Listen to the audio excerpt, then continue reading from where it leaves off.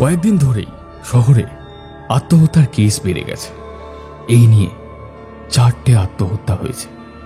এই আত্মহত্যার পেছনে কোন রহস্য আছে তা এখনো জানা যায়নি। পুলিশ স্টেশনে বসে আছেন বড়বাবু। হঠাৎ ওনার কাছে ফোন আসে। হ্যাঁ, কি বলছেন? আবার একটা সুইসাইড? আচ্ছা, কি করে বুঝছেন এটা সুইসাইড? ও, আগেরটার মতো? আশ্চর্য তো। আচ্ছা, আমি এখনই যাচ্ছি। ঘোষবাবু, গাড়ি বের করুন, আবার একটা সুইসাইডের কেস।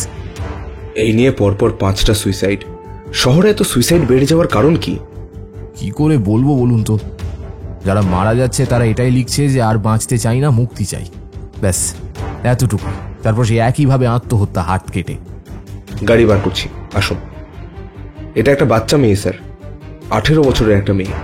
অন্য কিছু ব্যাপার হতেও পারে। মেয়েটার ফোন পেয়েছেন তো? ফোনটা এক্সপার্টকে দিয়ে দিন, পাসওয়ার্ড খুলিয়ে নিন, তাহলে মোটামুটি কারণটা জানা যাবে। যদি অন্য কোনো কারণ থাকে সেই সূত্র ধরে তাহলে তদন্তে এগোনো যাবে। ঘোষবাবু, কিছু পেলেন? না, তেমন কিছুই পাইনি, তবে একটা অদ্ভুত জিনিস পেয়েছি। মেয়েটা ঘুরতে ভালোবাসতো, সেই জন্য ভিডিও করত। রিসেন্টলি আমাদের এলাকার পাহাড়ের নয়নতারা হোটেলে গিয়েছিল। হোটেল রুমের কিছু ভিডিও আছে, ব্যাস এতটুকুই। মেয়েটা কিছু একটা দেখে ভয় পাচ্ছে আর কান চাপা দিয়ে আছে। কিছুই তো দেখা যাচ্ছে না ক্যামেরাতে, শুধু এতটুকুই। তাহলে একবার ওখানে গেলেই তো হয়। আচ্ছা স্যার, একটু খেয়াল করে দেখুন তো, এর আগের বার যিনি মারা গিয়েছিলেন, মানে আত্মহত্যা করেছিলেন, উনিও নয়নতারা হোটেলে ঘুরতে গিয়েছিলেন। একদম ঠিক বলেছেন আপনি। সকলের আত্মহত্যা করার পদ্ধতি একই রকম, হাতের শিরা কেটে। বিভিন্ন বয়সের ব্যক্তি। একবার খোঁজ নিয়ে দেখবেন তো সকলেই কি নয়নতারা হোটেলে গিয়েছিল। হ্যাঁ স্যার, 13 নম্বরটা খুব খারাপ নম্বর স্যার, তার উপরে আবার ডবল বার আছে। কি বলছেন ঘোষবাবু? না না স্যার, ঠিক আছে। আমি এক্ষুনি বাড়ির কাউকে ফোন করে বা হোটেলের রিসেপশনিস্টকে ফোন করে জিজ্ঞেস করলেই বুঝতে পেরে যাব। আমি দেখছি স্যার। স্যার, একটা অদ্ভুত ইনফরমেশন পেয়েছি। যে 4 জন মারা গেল প্রত্যেকেই কিন্তু নয়নতারা হোটেলে গিয়েছিল, আর প্রত্যেকেই ওই নয়নতারা হোটেলের 1313 নম্বর রুমে একটা রাত ছিল। তাহলে একটা কাজ করুন, আমরা কালকে একবার হোটেলে যাব, দেখা যাক কিছু জানতে পারি কিনা। হোটেলের ভেতরে প্রবেশ করতেই হোটেলের ম্যানেজার ওনাকে স্বাগত জানায়। আসুন আসুন বড়বাবু, ঘোষবাবু আমায় সবই বলেছেন, কিন্তু ব্যাপারটা হচ্ছে স্যার। আমি বুঝতে পেরেছি। আসার আগে আমি একবার আপনাদের হোটেলের সম্পর্কে চেক করছিলাম, কিন্তু এই 5 জনের ব্যাপারটা আমি বুঝতে পারছি না। যে 5 জন সুইসাইড করেছে তারা প্রত্যেকেই আপনার হোটেলে এসে 1113 রুমে ছিল। হ্যাঁ, এখানেই ছিল, কিন্তু ব্যাপারটা হচ্ছে আমার হোটেলে তো কিছু হয়নি। যে যার ঘরে গিয়ে করেছিল। আমার হোটেলে তো অনেকেই থাকে স্যার, কিন্তু ওই 5 জন ব্যক্তি কেন যে এরকম করলো তা আমি কি করে জানবো বলুন দেখি? সেটা আমরা জানি, কিন্তু আমরা একটু আপনার সাথে কথা বলতে চাই সে ব্যাপারে। আমরা আসলে জানতে চাইছি, ওনাদের মধ্যে অসঙ্গতির কিছু দেখেছিলেন, মানে গন্ডগোল বা কিছু এমন যা তা আপনাকে মনে হবে যে ওনারা চিন্তিত বা ডিপ্রেশনে আছেন। সন্দেহজনক মনে হলে আমাদের একটু যদি বলতেন তাহলে সাহায্য পেতাম। আসলে এই হোটেলে কিছুদিন আগে একজন মহিলা ছিলেন, যেই মহিলাটি হোটেল থেকে বেরোনোর পরই গাড়ি অ্যাক্সিডেন্টে মারা যান। এরকম বলা হয় যে তা আত্মহত্যা। এটা নিয়ে ইনভেস্টিগেশনও হয়েছিল। চলন্ত গাড়ির সামনে ঝাঁপ দিয়েছিলেন, সিসিটিভি ক্যামেরায় দেখা গিয়েছিল। তারপর থেকেই এই হোটেলের ওই রুমে মাত্র 5 জন ছিল। প্রথমজন অশোকবাবু, একজন বড় বিজনেসম্যান। সাধারণ কোনো অসুবিধা ছিল না, বিজনেস রিলেটেড কাজকর্মের জন্য তিনি এখানে এসেছিলেন, খাওয়া দাওয়া করেছেন ভালোভাবেই, তারপর এখান থেকে বাড়ি গেলেন। এরপর রাহুল দেব এবং সুমন কর্মকার, এরা দুজনেই স্টুডেন্ট। একটা মেয়ে রিসেন্ট এসেছিল, সে একটা ভ্লগিং করত,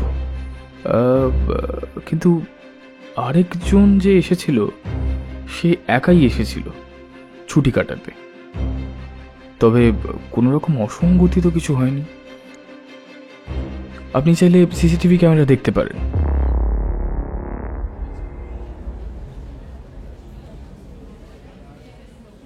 স্যার, সবকিছুই তো নর্মাল। না না ঘোষবাবু, আপনি ওনায় খেয়াল করেননি। রুম থেকে সকলেই যখন বেরোচ্ছে তখন লক্ষ্য করেছেন চোখে মুখে কেমন একটা আতঙ্কের ছাপ।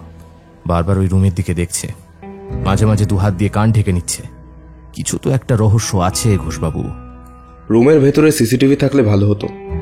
না না, ওটা তো সম্পূর্ণই প্রাইভেসির জন্য হবে না। আমি একবার ভাবছি কি ভাবছেন স্যার?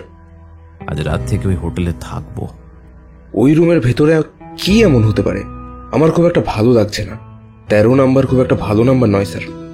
কিছু তো একটা হচ্ছে।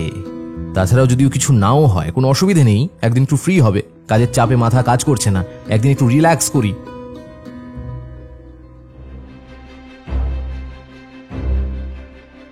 আমি তাহলে ওখানেই থাকবো। আমার খাবার টাবার সব পৌঁছে যাবে তো, তাহলে আমি আর রুম থেকে বেরোবো না। নো প্রবলেম স্যার, 24 ঘন্টা হেল্পলাইন খোলা আছে। যদি কোনো রকম অসুবিধা হয় বা কিছু প্রবলেম হয় আমাদের একবার জানাবেন, আমরা চলে আসব।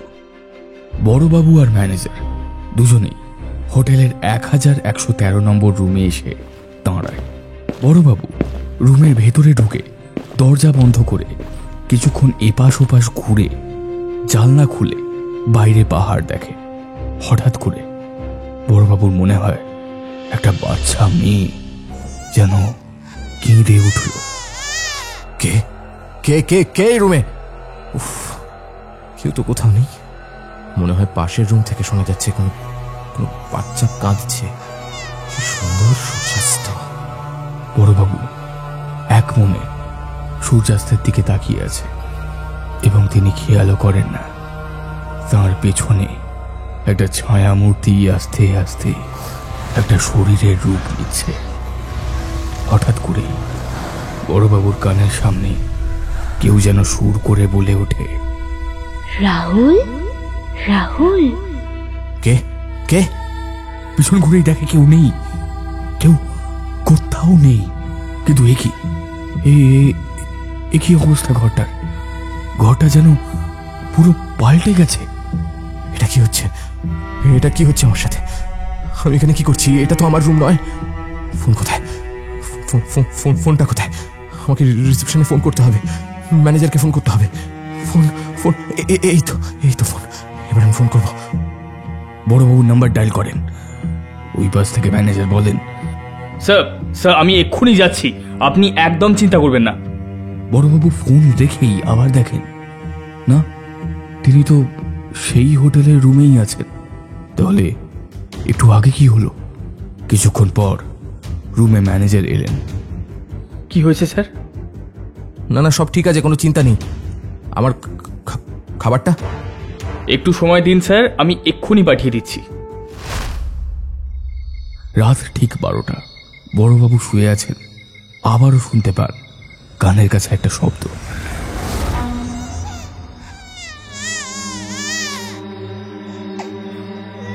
অনেকক্ষণ থেকেই শোনা যাচ্ছে একটা বাচ্চার কান্নার আওয়াজ, তীক্ষ্ণ কিন্তু ভয়ানক সেই শব্দ।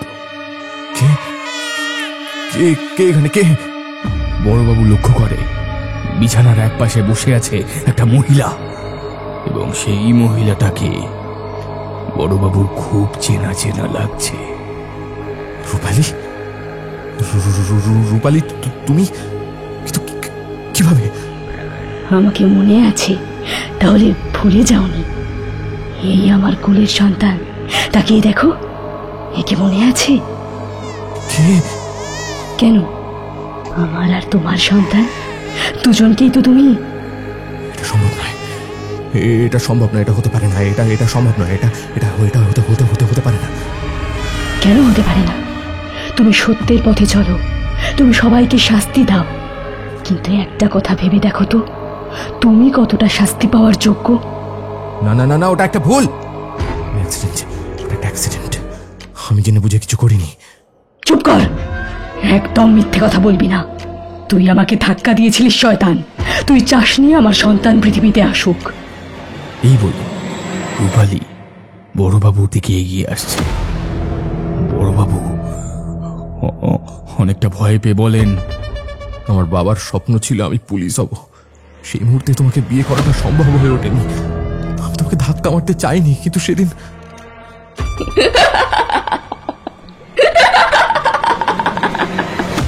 যেতে চাসনি, কিন্তু ধাক্কা দিয়েছিলিস। আমার দেহে প্রাণ ছিল, আমাকে তাড়াতাড়ি হাসপাতালে নিয়ে গেলে আমি আর আমার সন্তান বেঁচে যেতাম, কিন্তু তুই তা করিসনি। তুই দাঁড়িয়ে দাঁড়িয়ে দেখেছিস।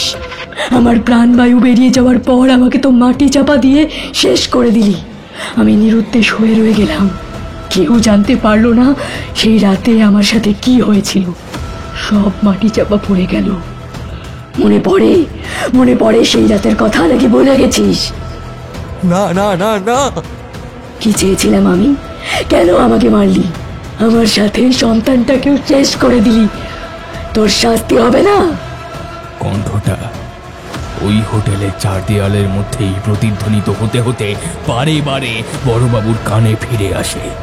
বড়বাবু চোখ কান বন্ধ করে চিৎকার করতে শুরু করে। তিনি বলেন, ভুল হয়ে গেছে, ছোট একটা ভুল হয়ে গেছে। ছোট ভুল? শাস্তি চাই তোর, শাস্তি চাই। এই বলে ওই প্রেতাত্মা বড়বাবুর দিকে এগিয়ে আসে। বড়বাবুকে শূন্য তুলে মাটিতে আছাড় মেরে ফেলে। ছেড়ে দাও, ছেড়ে দাও ওকে, ওকে।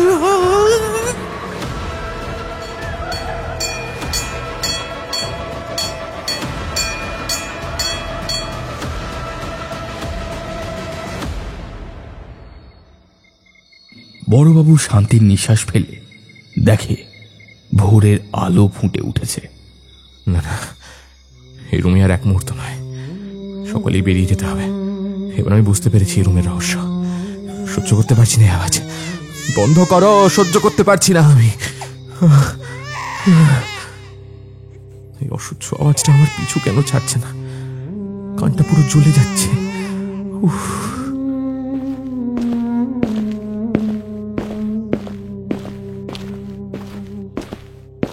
কি হয়েছে স্যার? কিছু অসুবিধা? না না, কি হবে, কিছু হয়নি, কোনো অসুবিধা নেই। বড়বাবু, হোটেল রুমে কিছু বুঝতে পারলেন? না না, একদমই না, কোনো অসুবিধা নেই।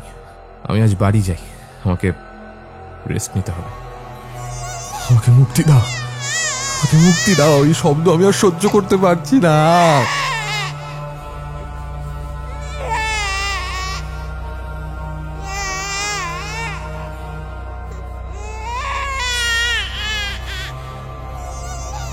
এই কথাটা শুনতে শুনতে বড়বাবু পুরো পাগল হয়ে যাচ্ছেন। বড়বাবু দেখেন খাটের পাশে রাখা একটা ফলের ঝুড়ি, তার উপর রাখা একটা বড় ছুরি। শান্তি চাই, এই আওয়াজ আমি সহ্য করতে পারছি না, একটু শান্তি চাই।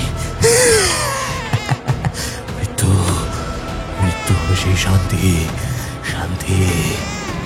বড়বাবু ফলের ঝুড়ি থেকে ছুরিটা তুলে নেন এবং হাত লক্ষ্য করে সেটিকে চালিয়ে দেন।